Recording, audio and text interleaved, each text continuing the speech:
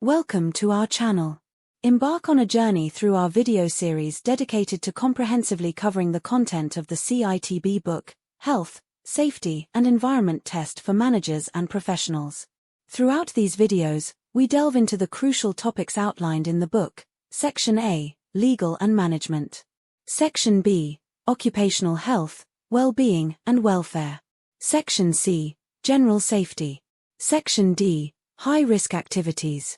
Section E, Environment.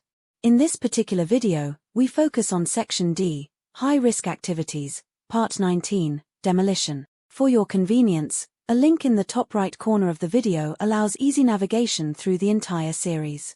We are certain that by engaging with this video series, you will be thoroughly equipped to effectively handle your CSCS card.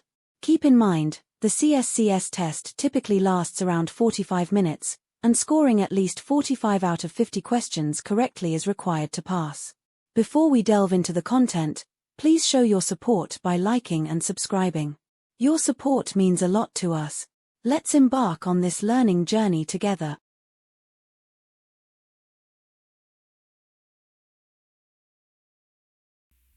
If there are any doubts about the stability of a structure that is due for demolition, which two of the following would be considered competent to provide assistance? A civil engineer, a structural engineer, the company site manager, an environmental manager, a demolition engineer.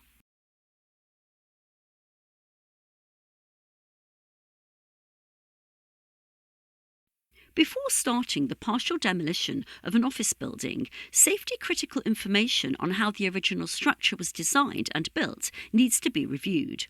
In which one of the following documents can this be found?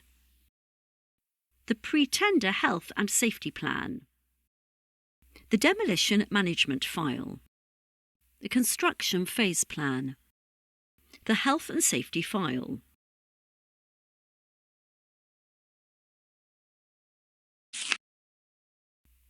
Lifting equipment and excavators with high reach are required for a project where there are overhead power lines. Before any demolition starts, the project must request details of the voltage of the services in the area, disconnection or isolation of the services, updated risk assessments for work to continue, monitoring of the work by the power company.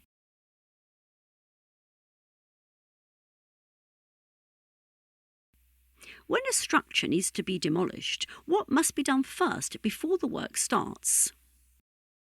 The quantity and type of debris must be estimated to allow for the purchase of suitable skips.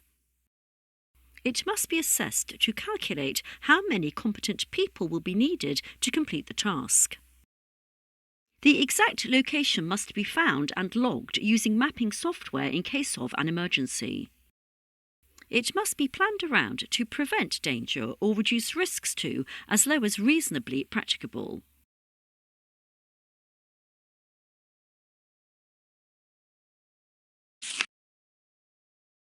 Demolition work is about to begin.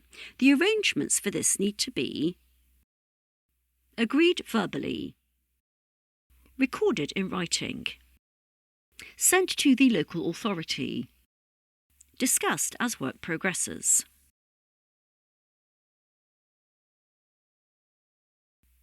When demolition work has been completed, the nature, location and markings of significant services will be kept in the Method Statement folder, Property Survey Report, Health and Safety File, Risk Management Portfolio.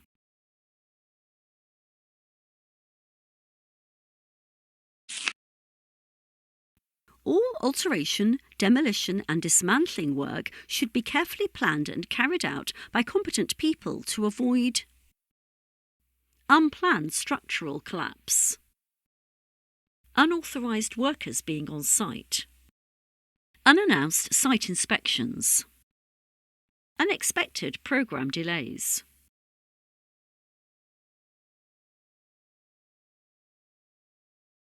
Before a building can be demolished, what information does not need to be established in a structural survey?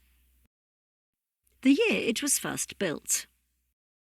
Why it has to be taken down. The material it is made from. What it has been used for.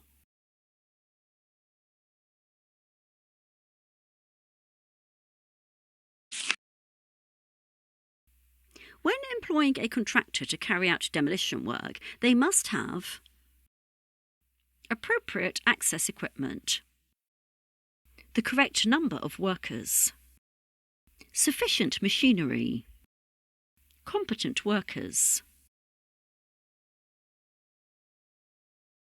Congratulations on your progress. Every step brings you closer to your goals. Keep embracing knowledge until you achieve your desired success. Look for the link in the top right corner to seamlessly transition to the next video.